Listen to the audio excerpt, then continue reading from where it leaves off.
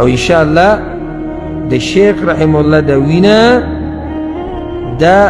الله ته قدرمند وینا و ځکه چې هغه د الله دین بیانو دغه ظالمان به هم چې د کامیاب نشي او د هغوی انجام به هم انشاءالله موږ په خپلو سترګو وینو چې الله یې د آخرت نه مخکې په دنیا کې څنګه ذلیله کوي پیغمبر صلی الله علیه وسلم حدیث کې وی الله وی من عاد لی ولیا چا چې زما د دوست سره دشمني وکړه الله وی تنګ کو تنګ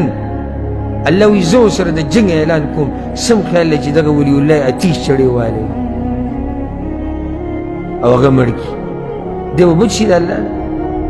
د الله د غضب او د قهر نه به دی څنګه بچ کېږي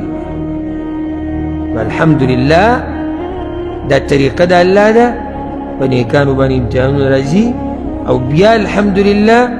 دا هر څه لیکلی کېږي د دې هر څه یو ورځ ده الله ته مخامخ کېدلي او بیا الحمدلله فیصله د الله په لاس کې ده وما ربک بظلام للعبید او رب ستا د چا سره ظلم نه کوي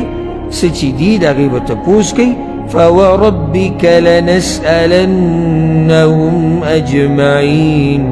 عما كانوا يعملون